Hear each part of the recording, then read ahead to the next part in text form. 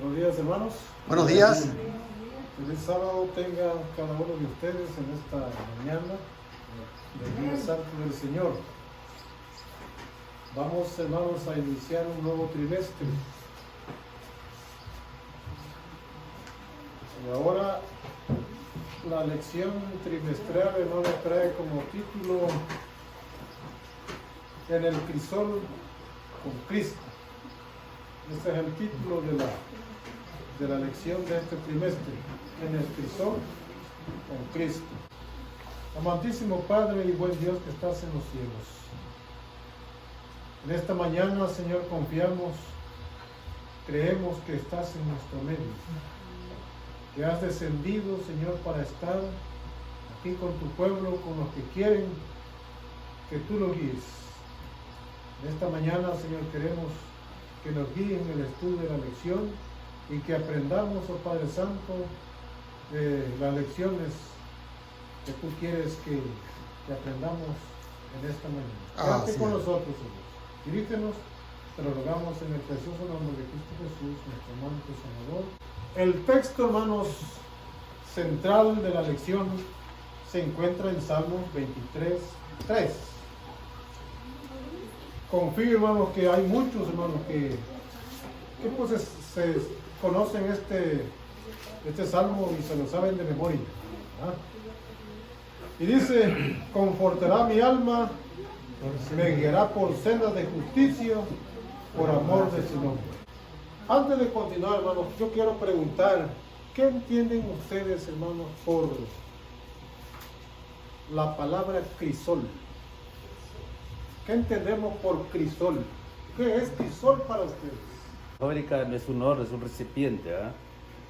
Es decir, que ahí está, por decir que fuera un horno y van a meter un metal, va a salir, usemos dos metales, uno que se va a meter y el otro, ¿cómo se va a poner?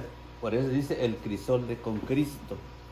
Cuando dice crisol con Cristo, Él nos hace que vamos caminando por una senda, dice ahí David.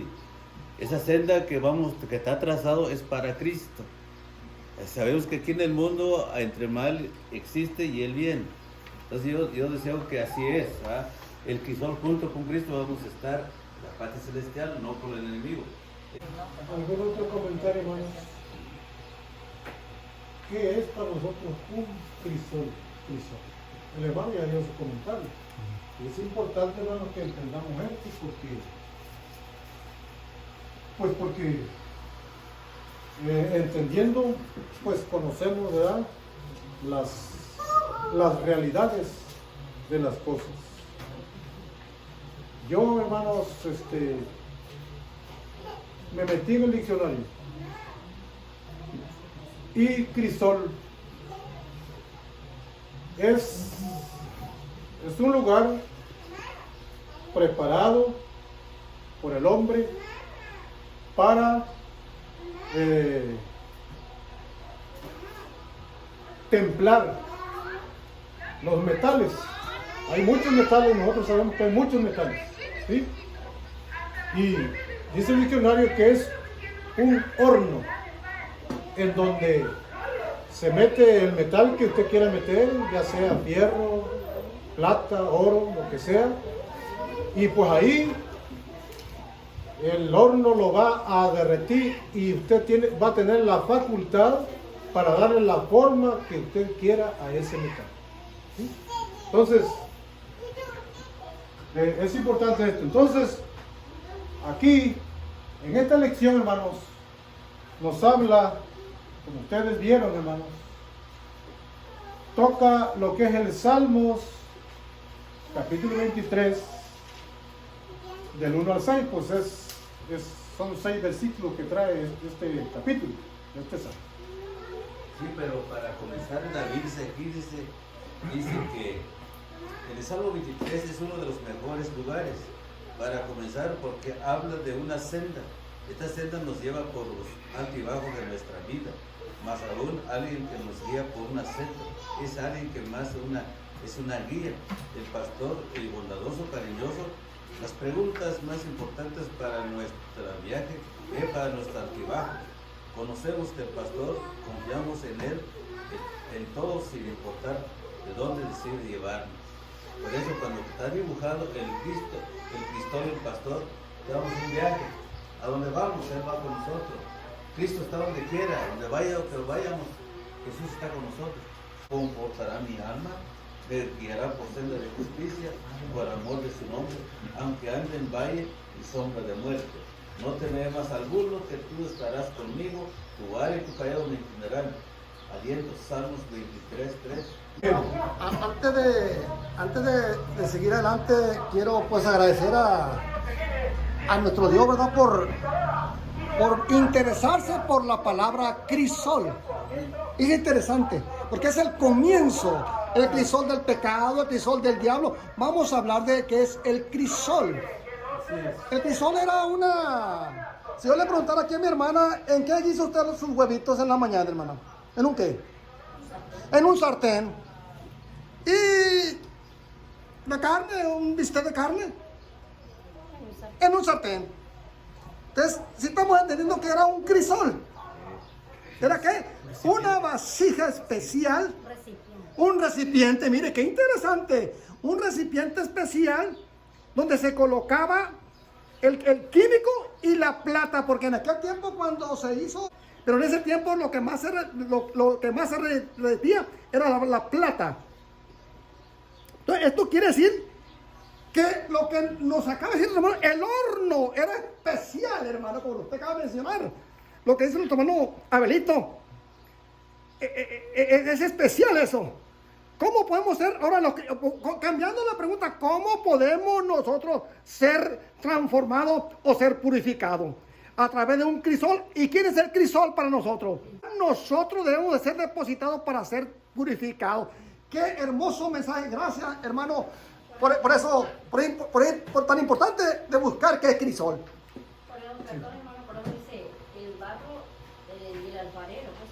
Ah. Somos el barro y él es el alfarero. Amén. Dice, para poder purificarte yo te tengo que pasar por fuego.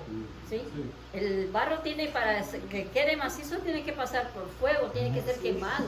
¿Sí? Por eso dice, te voy a hacer llorar para hacerte transformado. Bendito sea Dios. Miren. Ahorita decía nuestro hermano Plata que menciona él al Espíritu Santo. Ok. El Espíritu Santo, hermano, es la persona que nos lleva y que nos pone en el horno, que es el crisol. Bendito sea Dios. Él es el que nos lleva, él es el que nos conduce. Y ustedes acuérdense que la Biblia dice que Cristo Jesús fue conducido por el Espíritu Santo al desierto para ser tentado por ¿quién? El diablo.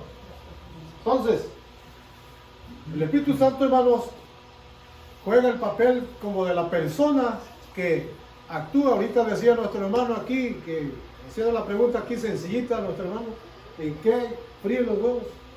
En un sartén. Ese es el instrumento, ¿sí? Pero ¿quién lo echa? ¿Quién echa el huevito es la persona? Entonces, esas cosas tenemos que ponerlas en cada una en su lugar. Entonces, estaba yo diciendo, hermano, de que David, hermano, él escribe el Salmo 23 porque en el concepto, o sea, de David, él miraba a Dios como un pastor. Bendito o sea, sea Dios. Aquí él escribe y habla figuradamente. La Biblia siempre ha hablado en muchas figuras, hablando de Dios. Aquí David habla de Dios como un pastor, ¿sí? Y pues de aquí nosotros tenemos que extraer la lección, hermanos, de que cómo Dios trabaja en nuestras vidas. En este caso, el pastor. Estaba yo pasando a la parte del domingo, donde se menciona, por ejemplo, la pregunta donde dice, ¿qué aprendes acerca del pastor en cada uno de los siguientes versículos? Los que estudiamos Isaías 40:11, ahí leímos que que Dios o el pastor, ¿sí? Vamos a hablar porque estamos hablando figuradamente. Así es. El pastor es Dios, ¿sí? Amén. Dice que el pastor dice que carga a los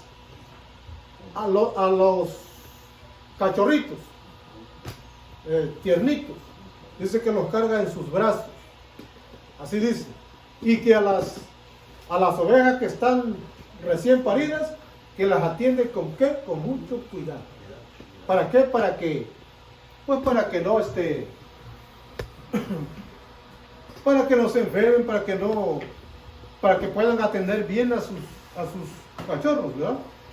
Vamos a ver en todos estos pasajes es que Dios, hermanos, en una palabra, Él está preocupado por el rebaño. Amén. Y no tan solamente está preocupado por el rebaño, sino que está dentro del rebaño. Amén. ¿Sí? Bendito sea Dios. Sí, hermano. ¿Sabe por qué está preocupado el Señor por el rebaño? Porque con el movimiento que se hizo del COVID, pareciera de que no, pero afectó muchas iglesias, afectó al pueblo de Dios. Y no pasó porque quizás Dios dijo, no, pues vamos a permitir a Satanás que lo envíe o que los hombres de la tierra trabajen para que no. Era para purificar al pueblo de Dios, un proceso de tiempo, para ver quiénes iban a mantenerse adentro y quiénes son los que se iban a retirar. Y muchas veces funcionó en que muchas veces nosotros teníamos que mantenernos fiel ante Dios. Y el Señor se preocupa, porque pareciera de que no, ahorita que yo estoy escuchando, dice el hermano, la iglesia sufrió. Con el atentado que pasó, sufrió la iglesia.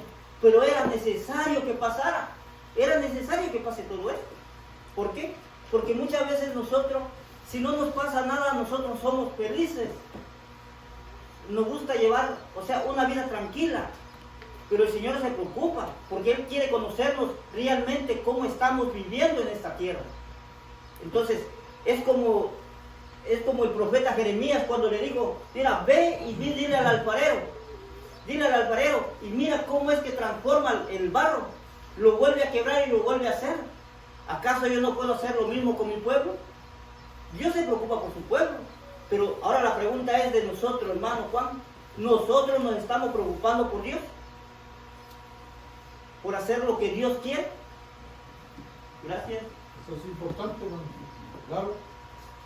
Precisamente, hermano, esto que acabo de decir ahorita nuestro hermano tiene que ver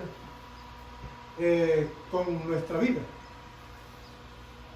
Porque nosotros, hermanos, no estamos de acuerdo con el sufrimiento. ¿O quién está de acuerdo con el sufrimiento? ¿Quién acepta el sufrimiento? No anhelamos nosotros el sufrimiento. Pero saben, hermanos, solamente de esa manera es como podemos nosotros demostrar, y también Dios puede conocer, hermanos, qué hay dentro de nuestros corazones. Amén. Cuando muere un familiar,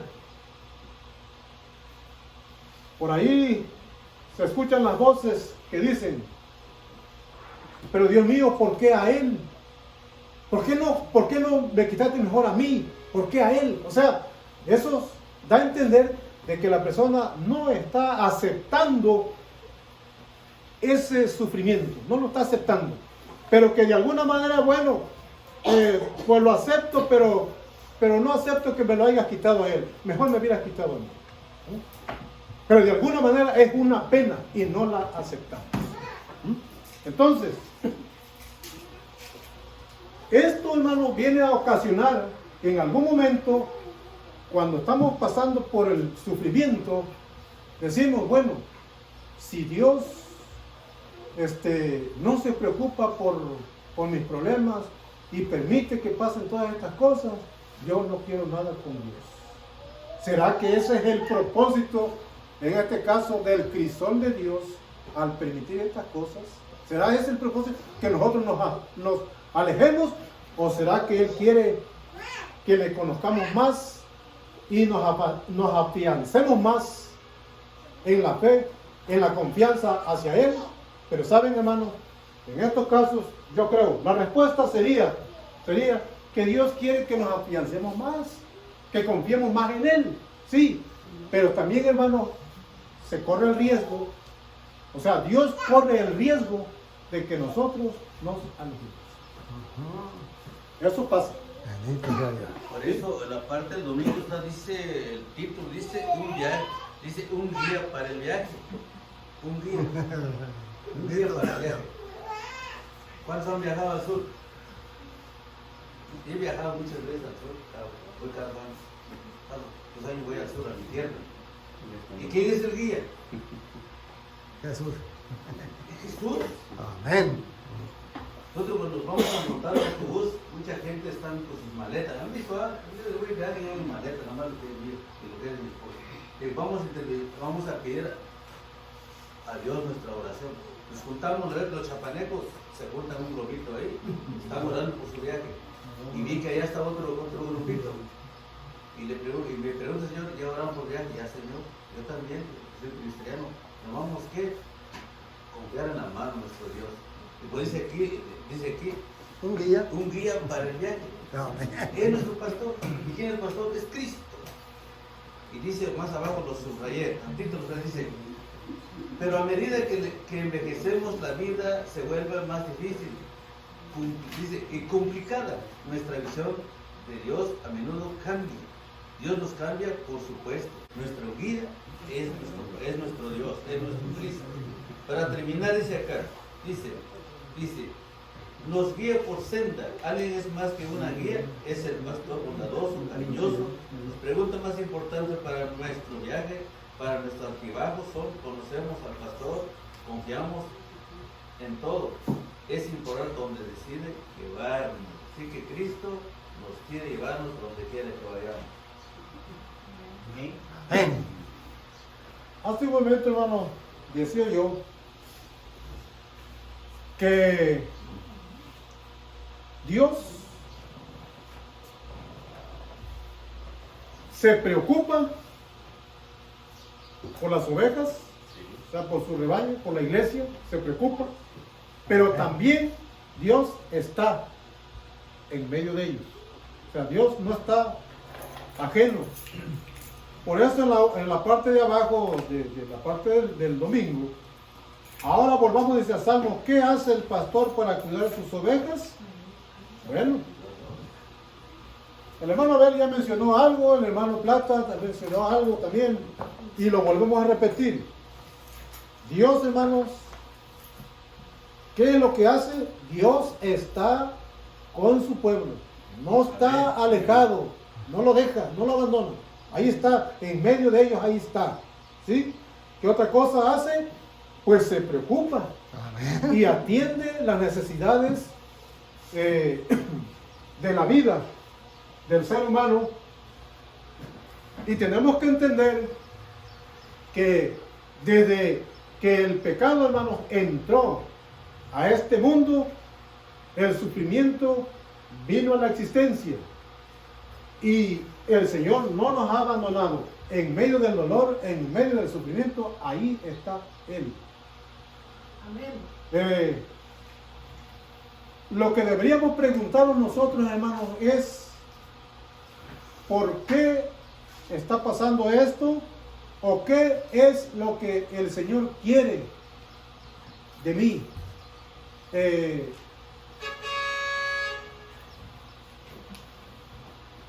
En los momentos difíciles, fíjense que por aquí hay una preguntita.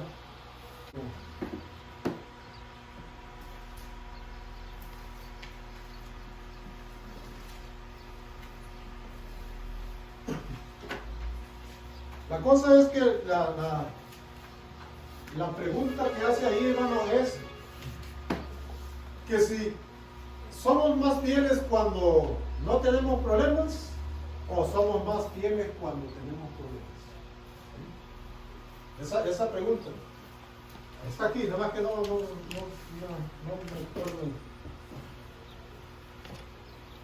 Pues yo digo, Pero sí la pregunta. yo digo, hermano, que si de veras realmente somos cimentados con Cristo, pues esperamos, no tenemos problema, siempre debemos estar al tanto todo en las cosas de Dios. Amén. Y cuando venga el mal es cuando más nos tenemos que agarrar de Dios, pero porque ya estamos ahí. Bendito Y sea si Dios. no, ese es donde nos saquea, pues nos saca. Porque hay muchos hermanos, no, es que me pasó yo ya no voy a la iglesia, porque Dios no me ayudó. Entonces yo creo, hermanos, eso viene de por sí de un principio. Si nosotros seguimos a Cristo, no importa lo que viene, no importa lo que pasa. Como nosotros hemos pasado una cosa muy fuerte. Ajá. Y aquí estamos, hermanos. Amén. Yo digo que estar con Cristo es como estar en un matrimonio, que podemos cuando nos unimos en vida matrimonial, vivimos en la adversidad, en la prosperidad, pues así con Cristo también estamos casados, somos una pareja con Él, entonces en las buenas, ahora sí en las buenas y en las malas debemos de estar. Nos dice que entre más problemas tenemos, más nos acercamos a Él. Pero también si menos problemas tenemos, por gloria a Dios, porque estamos bien, porque Cristo está con nosotros. Ok, vamos a pasar a la parte del lunes, donde dice sitios en el trayecto. Ya se hizo algunos comentarios al respecto, ¿sí? Ustedes saben que en un camino, en una senda, hermanos, hay altos y bajos, Ajá. ¿sí? Hay altos y bajos, ¿sí? Y, por ejemplo, en un camino, veredita, como le llaman, una veredita, a veces pasa por unos acantilados, ¿no? Que Wow. si resbala uno, fácil puede caer y puede ser fatal, ¿sí? Entonces, estos, saben, hermanos, me lleva a mí a pensar cuando Israel caminaba, cuando fue sacado de la tierra de Egipto para llegar a la tierra de Canaán. Y quiero mencionar específicamente algo que narra la historia. Cuando salieron de Egipto, ellos hubiesen podido llegar en 7 días a la tierra prometida. Así, fácil, ¿sí? Una semana. Pero el Señor hizo que diera una vuelta y los metió en un camino donde llegó el momento en que el pueblo se encontraba indefenso, ¿sí? Esta senda que el Señor escogió, en una de las lecciones, hermanos, se menciona que tal vez, posiblemente, en algún momento tal vez fuimos conducidos equivocadamente. O sea, el guía tal vez se equivocó. Oye, ¿por qué me trajiste por acá? ¿Sí? ¿No será que te equivocaste? ¿Por qué me trajiste por acá? Mira aquí el peligro. En el caso de Israel, Dios condujo al pueblo hacia el mar Rojo. Y la historia narra que de parte y parte estaban unas grandes montañas, que no había manera de que el pueblo dijera, pues vamos a escalar por aquí, para escaparnos del enemigo que venía detrás, ¿sí? El pueblo estaba totalmente acorralado, sin defensa. Prácticamente podemos decir que el pueblo estaba perdido, ¿sí? Entonces, pero la historia aquí, hermanos, podemos nosotros entender claramente que Dios escogió ese camino. Ajá. Dios lo escogió. ¿Cuál era el propósito que quería Dios para el pueblo? ¿Qué era lo que quería ver en el pueblo? Bueno, para los que eran débiles en fe, tal vez para que se fortificaran más, y para los que eran fuertes en la fe, pues yo creo que para lo mismo, ¿no? Para que se afianzaran más todavía en la confianza hacia Dios. ¿Qué le dijo Dios a Moisés? Cuando todos empezaron a lamentarse porque el pueblo empezó a lamentarse, ¿sí? Y todos se fueron contra Moisés. Pero entonces le dijo Dios a Moisés, ¿qué tienes en tu mano? Pues extiende tu vara, toca el mar Y en ese momento nosotros conocemos la historia. Lo que podemos entender, bueno, ya dijimos, hermano, que aquellas personas que eran incrédulas pudieron ver el poder de Dios. Si ellos no tenían confianza en que Dios fuese todopoderoso, pues ahí lo vieron una vez más, porque ya había sucedido. Las 10 plagas, ahí Dios manifestó su poder. Pero si todavía no estaban muy convencidos, Dios volvió a repetir allí, para que ellos vieran que el poder de Dios que Él tiene para salvar a las almas. Entonces, hay momentos, hermanos, en que vamos a pasar por momentos difíciles, en donde ya todo lo que podamos nosotros hacer para resolver el problema y ya no lo pudimos resolver, allí, hermanos, es donde Dios, hermanos, nos prueba a nosotros. Pero ¿cuál es el propósito? Que nosotros, hermanos, afiancemos nuestra confianza más en Él. Muy bien. Dentro de estos, hermanos, bueno, ya mencionó el hermano Abel. Camino correcto porque nos lleva al lugar correcto, o sea, a la casa del pastor. El segundo, son caminos correctos porque nos mantienen en armonía con la persona adecuada, que es el pastor. Y esto, hermano, es importante que nosotros entendamos esto. Cuando nosotros, hermanos, estamos en armonía con el pastor, es decir, con Dios, es cuando nosotros escuchamos su voz. Y aunque el camino por donde nos esté guiando aparentemente para nosotros es un camino equivocado, nosotros tenemos que entender de que si yo obedezco la voz de Dios, estoy en el camino correcto. Pero si yo empiezo a discrepar ya de los consejos de Dios, entonces yo ya me estoy saliendo del camino. Y ahí es donde hay peligro. ¿Por qué? Porque uno de los caminos de justicia que son caminos correctos es estar al lado del pastor, al lado del que me guía. Pero cuando yo ya empiezo a discrepar, hermanos, entonces yo ya me estoy apartando del pastor. Y el único que me puede ayudar en los momentos difíciles, precisamente, es el guía, el pastor, el que me acompañe. Pero cuando yo me aparto, yo ya me estoy metiendo en peligro, porque entonces el pastor, pues naturalmente que no me va a seguir por el camino, porque él ya me está indicando el camino que yo debo de seguir.